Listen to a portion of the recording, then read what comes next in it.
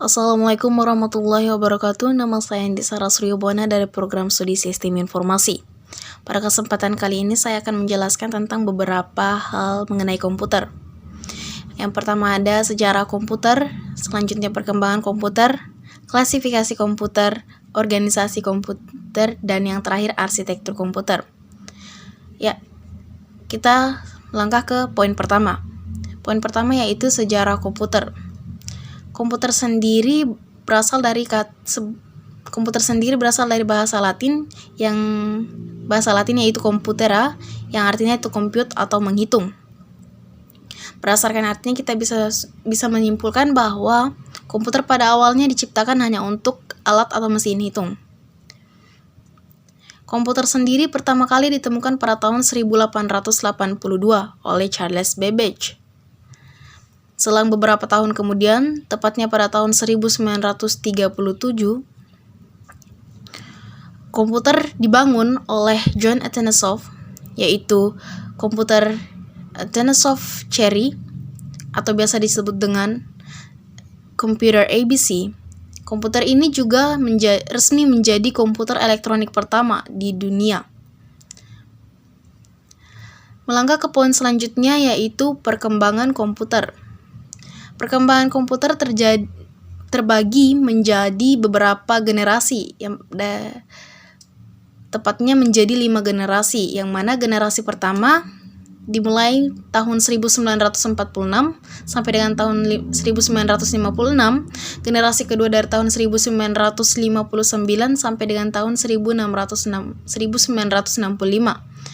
generasi ketiga dari tahun 1965 sampai dengan 1970, dan generasi keempat dari tahun 1970 sampai dengan tahun 1995, dan generasi kelima dari tahun 1995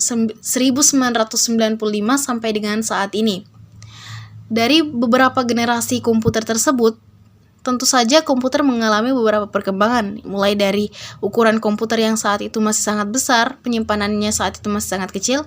Seiring berjalannya waktu dari generasi ke generasi, mengalami perkembangan yang mana ukurannya mengecil, daya listrik yang digunakan juga lebih kecil, dan penyimpanan yang digunakan juga lebih besar.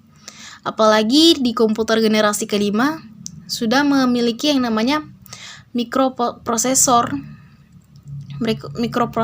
dan semikonduktor. Contohnya dari berbagai macam model. Salah satu contohnya yaitu Pentium Core i5. Poin selanjutnya yaitu klasifikasi komputer. Klasifikasi komputer sendiri terbagi menjadi beberapa aspek. Yang pertama ada klasifikasi komputer berdasarkan purpose atau tujuannya. Terbagi lagi klasifikasi komputer berdasarkan tujuannya terbagi lagi menjadi 2, yaitu general purpose dan special purpose. Selanjutnya ada berdasarkan pengolahan data, terbagi menjadi 3, yaitu komputer analog, komputer digital, dan hybrid. Dan yang terakhir, klasifikasi komputer berdasarkan dengan kemampuannya, terbagi menjadi 4, yaitu microcontroller, microcomputer, mini computer, dan yang terakhir ada mainframe. Poin selanjutnya yaitu organisasi komputer.